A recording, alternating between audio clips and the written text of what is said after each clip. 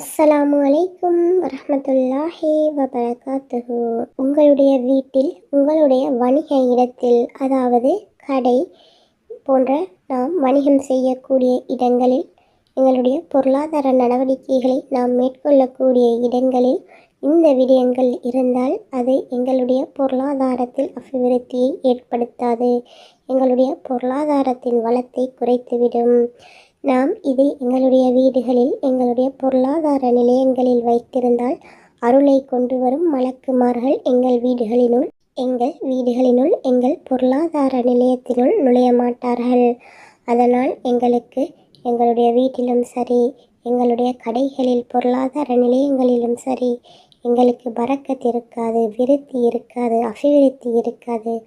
ஆகவே நாம் இந்த விடயங்களை எங்கள் வீடுகளிலும் பொருளாதார நிலையங்களிலும் தவிர்த்து கொள்ள வேண்டும். நபி ஸல்லல்லாஹு அலைஹி வஸல்லம் அவர்கள் கூறியதாக அபூ ஹுரைரா ரலியல்லாஹு அன்ஹு அவர்கள் அறிவிக்கின்றார்கள்.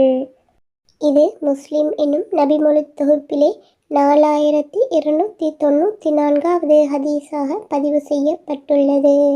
நாயும் மணியோசையும் உள்ள வீடுகளில் அல்லாஹ்வின் அருளை கொண்டு வரும் மலக்குமார்கள் நுழைய மாட்டார்கள் என்று நபிகள் நாயகம் ஸல்லல்லாஹு அலைஹி வஸல்லம் அவர்கள் கூறியுள்ளார்கள். ஆகவே எங்கள் வீடுகளில் உருவப்படங்களை நாங்கள் வைத்திருந்தால், உருவப்படங்களை தொங்க விட்டிருந்தால், எங்கள் வீடுகளில் உருவப்படங்கள் இருந்தால் மலக்குமார்கள், அதாவது அல்லாஹ்வினுடைய அருளை கொண்டு வரும் மலக்குமார்கள் எங்கள் வீடுகளினுள் நுழைய மாட்டார்கள். அது மட்டுமின்றி நாங்கள் எங்கள் வீடுகளிலே நாய்களை வைத்திருந்தாலும் அந்த மலக்குமார்கள் எங்கள் வீடுகளினுள் வரமாட்டார்கள்.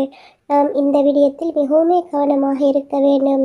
எங்கள் வீடுகளில் மட்டுமல்ல, எங்களுடைய பொருளாதார நிலையங்களிலும் நாம் ஏதாவது ஃபோட்டோக்களை, ஏதாவது உருவப்படங்களை தொங்கவிட்டிருப்போம்.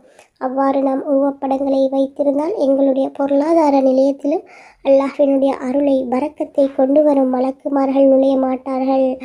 அப்படி இருந்தால் எங்களுடைய பொருளாதாரத்தில் எப்படி அபிவிருத்தி ஏற்படும், எப்படி பரக்கத் ஏற்படும்? ஆகவே நாம் இவற்றை தவிர்த்து கொள்ள வேண்டும்.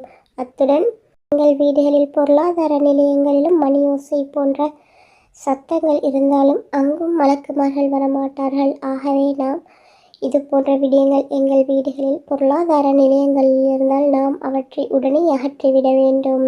இதன் மூலம் அல்லாஹ்வினுடைய அருளையும் பரக்கத்தையும் நாங்கள் பெற்றுக்கொள்ள முடியும்.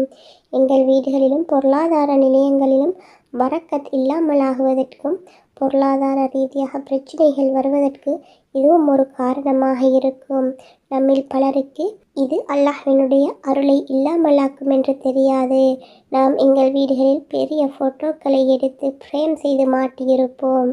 அது மட்டுமின்றி வேறு வேறு உருவப்படங்களை கூட எங்கள் வீடுகளில் தொங்கவிட்டிருப்போம்.